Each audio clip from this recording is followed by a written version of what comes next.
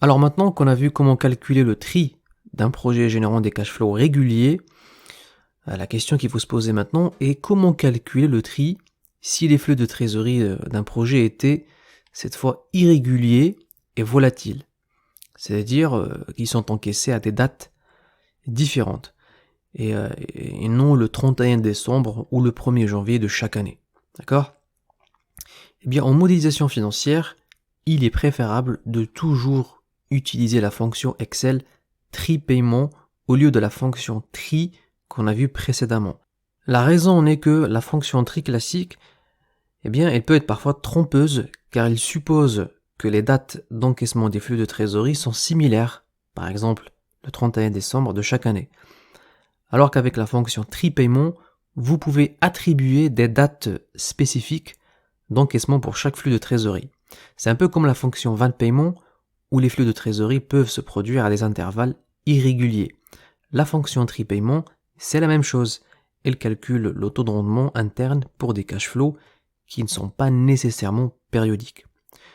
Voilà, donc maintenant côté Excel, la fonction tri paiement comprend 3 composants.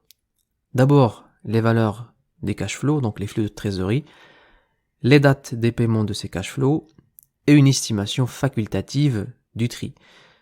Excel prend par défaut 10% au cas où vous laissez cet argument vide dans la formule. Donc ce n'est pas quelque chose d'obligatoire. Allez, passons maintenant à Excel pour comparer la fonction tri et la fonction tri paiement. Alors nous avons ici deux tableaux de deux projets similaires générant le même montant des flux de trésorerie annuels, soit 25 000 €. Sauf que, avec le premier projet, on a des dates de paiement spécifiques pour chaque flux de trésorerie. Donc le premier flux sera encaissé le 1er janvier 2021, le deuxième flux au 31 décembre 2022, troisième cash flow le 30 avril 2023, etc. Le second projet suppose que ces 25 000 € de flux de trésorerie seront encaissés le 31 décembre de chaque année. Ok ? La question est, parmi les deux projets, lequel a le tri le plus élevé, sachant qu'il génère les mêmes flux de trésorerie? Eh bien, commençons par le premier projet, avec la fonction tri paiement. Donc nous avons tous les flux de trésorerie et nous avons toutes les dates d'encaissement de ces flux de trésorerie. Le tri pour ce projet est de 27%. Maintenant, pour le deuxième projet, avec la fonction tri classique, nous sélectionnons simplement tous les flux de trésorerie et on valide.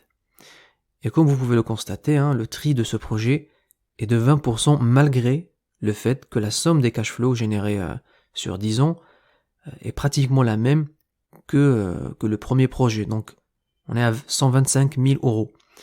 Dans ce cas, il est probablement préférable d'accepter le premier projet car il a un tri plus élevé que le second projet.